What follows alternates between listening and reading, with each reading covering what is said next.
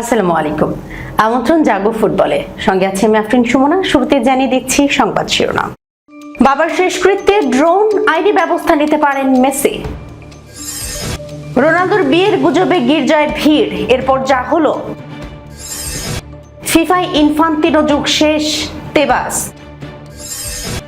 তুরস্কে নতুন আইনি জটিলতায় সালা। দর্শক শিরোনাম শুনছিলেন, এবার জানিয়ে দিচ্ছি বিস্তারিত।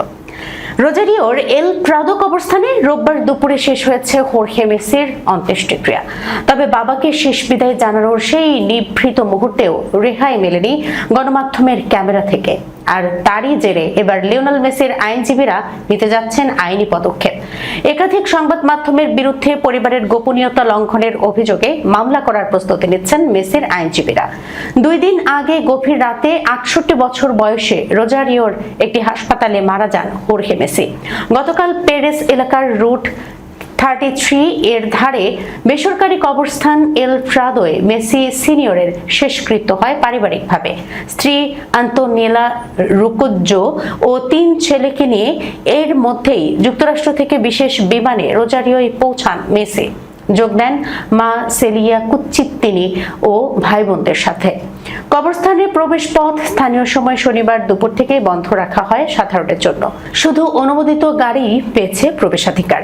কিন্তু নিরাপত্তার এই বেষ্টনী উপেক্ষা করে কবরস্থান এলাকায় আকাশপথে ড্রোন ওড়ায় বুয়েন্স এইরেস ভিত্তিক কয়েকটি টিভি চ্যানেল। রোজারিওর স্থানীয় সংবাদ মাধ্যম লা ক্যাপিটাল এবং একাধিক আর্জেন্টাইন সংবাদ মাধ্যমের নিশ্চিত করেছে এই খবর। উপর থেকে শোকার্ত পরিবারের ছবি তোলার এই চেষ্টা সামাজিক যোগাযোগ মাধ্যমে তীব্র প্রতিক্রিয়া জন্ম দেয়। অনেকেই একে সাংবাদিকতার নৈতিক সীমা লঙ্ঘন বলে আখ্যা দেন। পরিস্থিতি সামাল দিতে সান্তা ফে পুলিশ জরুরি ভিত্তিতে কবরস্থান এলাকায় ড্রোন ওড়ানো পুরোপুরি নিষিদ্ধ ঘোষণা করেন। রোববার শেষকৃত্য শেষ না হওয়া পর্যন্ত বহাল ছিল সেই নিষেধাজ্ঞা। এই ঘটনার জেরেই এবার মাঠে নেমেছে মেসির আইনি দল। সংবাদ মাধ্যমের বরাতে জানা গেছে, যেসব গণমাধ্যম এই ব্যক্তিগত শোক যাত্রার সীমা লঙ্ঘন করেছে তাদের বিরুদ্ধে আইনি ব্যবস্থা নেওয়ার প্রস্তুতি নিচ্ছেন মেসির আইনজীবীরা। উল্লেখ্য, শেষকৃত্যের খবর আসার আগেই মেসি পরিবারের ঘনিষ্ঠ সূত্র জানিয়েছিল, উন্মুক্ত কোনো শোক সভা নয়, হবে সম্পূর্ণ ঘরোয়া বিদায়। কবরস্থানের বাইরে যেমন অনেকেই মেসির জন্য রেখে গেছেন সহমর্মিতার বার্তা। 700 কিলোমিটার দূর থেকে এসেছিলেন 15 বছর বয়সী লুকাস ব্লাঙ্কো। তিনি যেমন মনে করিয়ে দিয়েছেন, মেসি আর্জেন্টিনাকে যা দিয়েছেন তাতে এই কঠিন এই সময়ে তার কিছুটা হলেও প্রতিদান দিতে চান ভক্তরা। অনেকেই পোস্টার নিয়ে এসেছিলেন যাতে লেখা ছিল, মেসি শক্ত থাকুন। ক্রিশ্চিয়ানো রোনালদোর বিয়ে বলে কথা। দীর্ঘদিনের সঙ্গী জর্জিনা রদ্রিগেজকে বিয়ে করবেন পর্তুগিজ তারকা ভেনুও জানা। এমন খবর শুনে কি আর ঘরে বসে থাকা যায়? শত শত মানুষ তাই ক্যামেরা ও মুঠোফোন হাতে ছুটে গেলেন পর্তুগালের মাদেইরার ফুনশালের ক্যাথেড্রালের সামনে। কিন্তু বরকনে এলেন ঠিকই, তবে তারা রোনালদো ও জর্জিনা নন। স্থানীয় সময় শনিবার বিকেলে ফুনশাল ক্যাথেড্রালের সামনে জড়ো হওয়া মানুষ অপেক্ষায় ছিলেন পর্তুগাল অধিনায়ককে এক ঝলক দেখার জন্য। ইউরোপের কয়েকটি সংবাদ মাধ্যমে রোনালদো ও জর্জিনার বিয়ের তারিখ ও স্থান নিয়ে খবর প্রকাশের পরই এই ভিড়। শেষ পর্যন্ত তাদের হতাশই হতে হয়েছে। সেদিন ক্যাথেড্রালে বিয়ে করেছেন নিকোল ও ফাবিও নামের দুজন। নিকোলের প্রবেশের সময় রাস্তার দুই পাশে ভিড় করেছিলেন শত শত কৌতূহলী মানুষ। তবে কোণে দেখে তাদের ভুল ভাঙে, বিষয়টি পরে নিশ্চিত করেছে ফুনশাল ক্যাথেড্রালও।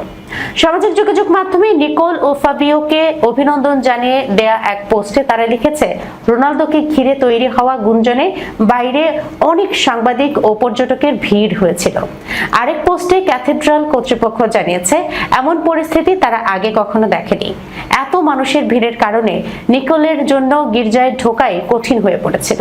গুজবটির সূত্র অবশ্য বেশ জোরালোই ছিল। ব্রিটিশ ট্যাবলয়েড দ্য সান সম্প্রতি খবর প্রকাশ করে, শনিবার মাদেইরায় রোনালদো ও জর্জিনার বিয়ে হবে। শুধু তারিখ বা স্থান নয়, বিয়ের সময়, ফুনশালের সেভয় প্যালেসে অনুষ্ঠান এবং অতিথিদের সম্ভাব্য তালিকা নিয়েও বিস্তারিত তথ্য প্রকাশ করা হয়েছিল। আরও কিছু গণমাধ্যম এই খবর দিয়েছিল, কিন্তু বাস্তবে দেখা গেল পুরোটাই গুজব।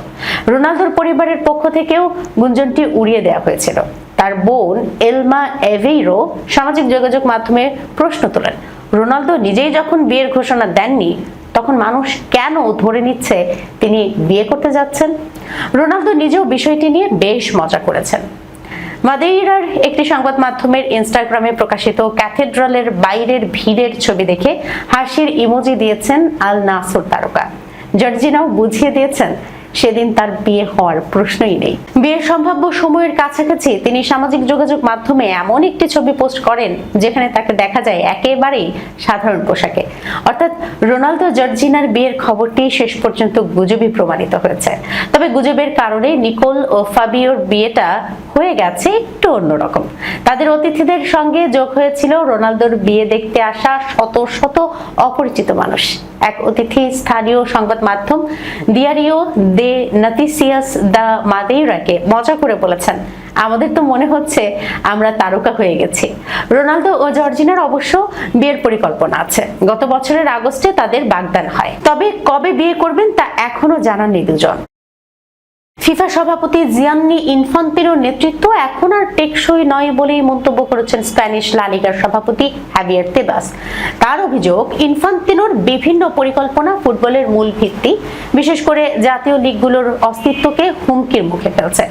একই সঙ্গে ফুটবলের নিয়ন্ত্রণ বর্তমান অভিজাত গোষ্ঠীর বাইরে আরও বিস্তৃত করার আহ্বান জানিয়েছেন তিনি। ফরাসি সংবাদপত্র লে মুদকে দেয়া এক সাক্ষাৎকারে তেবাস বলেন, ইনফান্তিনো যুগ শেষ। তার মতে ফিফার বর্তমান সভাপতির নেতৃত্বে পরিবর্তন এখন সময়ের দাবি। ইনফান্তিনোকে পদত্যাগের আহ্বান জানিয়ে দীর্ঘদিন ধরে সরব তেবাস। বিশ্বকাপের বাণিজ্যিক অংশীদারিত্ব বিক্রির বিতর্কের আগে প্রথমবার তিনি এই দাবি জানিয়েছিলেন। তেবাস বলেন, আমার কাছে জিয়ান্নি ইনফান্তিনোর সময় অনেক আগেই শেষ হয়ে গেছে। আমি সাম্প্রতিক ঘটনাগুলোর কারণে এটা বলছি না। তার নেতৃত্বের ধরন আমি অনেক দিন ধরেই লক্ষ্য করেছি। যদিও অন্যরা এখন বিষয়টি আবিষ্কার করছে। তিনি আরো বলেন, জিয়ান্নি ইনফান্তিনো ফুটবলের বিকাশে অবদান রাখছেন না, বরং তার প্রকল্পগুলো ফুটবলের মূল ভিত্তি জাতীয় লিগগুলোকে ধ্বংস করছে। তেবাসের ভাষ্য, ফুটবল শুধু অভিজাতদের জন্য নয়, তাই নেতৃত্বে পরিবর্তনের পাশাপাশি পুরো ব্যবস্থায় সংস্কার প্রয়োজন। তিনি বলেন, ফুটবল শুধু অভিজাতদের মধ্যে সীমাবদ্ধ নয়। আমার কাছে ইনফান্তিনোর যুগ শেষ।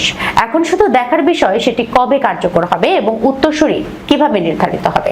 আমি আশা করি শুধু একজনের জায়গায় আরেকজনকে বসানো হবে না, বরং প্রকৃত সংস্কার হবে। ইনফান্তিনোর নেতৃত্বের বিরুদ্ধে ইউরোপের ফুটবল কর্মকর্তাদের মধ্যে সমন্বিত সমালোচনা ক্রমেই জোরালো হচ্ছে। 56 বছর বয়সী সুইস এই কর্মকর্তাকে ফিফা সভাপতির পদ থেকে সরাতে ইউরোপের বেশ কয়েকটি ফুটবল সংস্থা অবস্থান নিয়েছে। উয়েফাও স্পষ্ট করেছে, বিশ্ব ফুটবলের নেতৃত্বে ইনফান্তিনোর থাকা তাদের কাছে আর গ্রহণযোগ্য নয়। নরওয়ের ফুটবল অ্যাসোসিয়েশনও তার পদত্যাগ দাবি করেছে। এছাড়া কয়েকটি ইউরোপীয় ফুটবল সংস্থা ইনফান্তিনোর পরবর্তী মেয়াদের পক্ষে দেয়া সমর্থনপত্র প্রত্যাহার করেছে। ইংলিশ ফুটবলের অধ্যায় শেষ করে তুরস্কের ক্লাব ত্রাবজনস্পরে নতুন যাত্রা শুরুর অপেক্ষায় মোহাম্মদ সালাহ।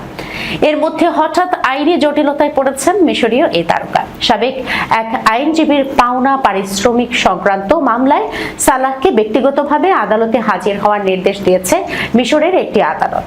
নিউ কায়রো ফার্স্ট ইনস্ট্যান্স কোর্টের সিভিল চেম্বার মামলাটির শুনানি শেষে আগামী 6 সেপ্টেম্বর সালাহকে আদালতে হাজির হওয়ার নির্দেশ দিয়েছে। মামলাটি করেছিলেন সালাহর সাবেক আইনজীবী আমর ফারাদ আল্লাহ মোরসি আবিদাল তাওয়াব। 2025 সালের সেপ্টেম্বরে করা মামলায় তার দাবি, দীর্ঘ সময় ধরে সালাহকে বিভিন্ন আইনি, প্রশাসনিক ও পরামর্শমূলক সেবা দিয়েছেন তিনি। তবে এসব কাজের বিপরীতে উল্লেখযোগ্য পরিবার পেশাগত পারিশ্রমিক ও অন্যান্য খরচ এখনো পরিশোধ করা হয়নি। আদালতের নথি অনুযায়ী 2012 সালে ওই আইনজীবীকে পাওয়ার অফ অ্যাটর্নি দিয়েছিলেন সালাহ। প্রায় 13 বছর দায়িত্ব পালনের পর 2025 সালের আগস্টে তাকে দায়িত্ব থেকে অব্যাহতি দেন সালাহ। এরপর বকেয়া পারিশ্রমিক আদায়ের পাশাপাশি আর্থিক ও মানসিক ক্ষতির জন্য ক্ষতিপূরণ দাবি করেন সাবেক আইনজীবী। তবে আইনজীবীর অভিযোগ ও পাওনা পারিশ্রমিকের দাবি পুরোপুরি অস্বীকার করেছেন সালাহ। এই অবস্থায় আদালত তাকে চূড়ান্ত শপথ নেয়ার নির্দেশ দিয়েছে।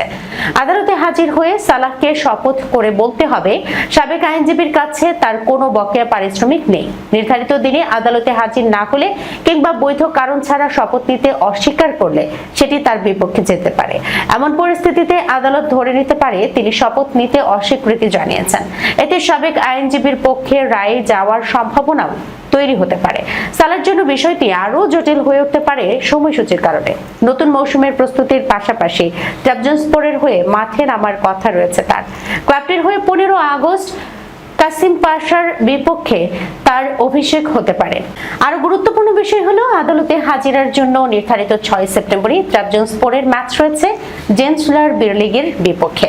ফলে একই দিনে ক্লাবের গুরুত্বপূর্ণ ম্যাচ ও আদালতে হাজিরার নির্দেশ দুই দিকই সামলাতে হতে পারে সালাহকে। অর্থাৎ তুরস্কের ক্লাবে নতুন অধ্যায় শুরুর আগেই মাঠের বাইরের আইনি জটিলতায় জড়িয়ে পড়লেন মিশরীয় ফরওয়ার্ড। এখন দেখার বিষয় 6 সেপ্টেম্বর তিনি আদালতে হাজির হন কিনা এবং মামলাটির পরবর্তী গতিপথ কি হয়। দর্শক, এই ছিল এখনকার মতো জাগো ফুটবলে। যাবার আগে শিরোনামগুলো জানিয়ে দিচ্ছি আরো একবার। বাবার শেষকৃত্যে ড্রোন আইনি ব্যবস্থা নিতে পারেন মেসি। রোনালদোর বিয়ের গুজবে গির্জায় ভিড়, এরপর যা হলো।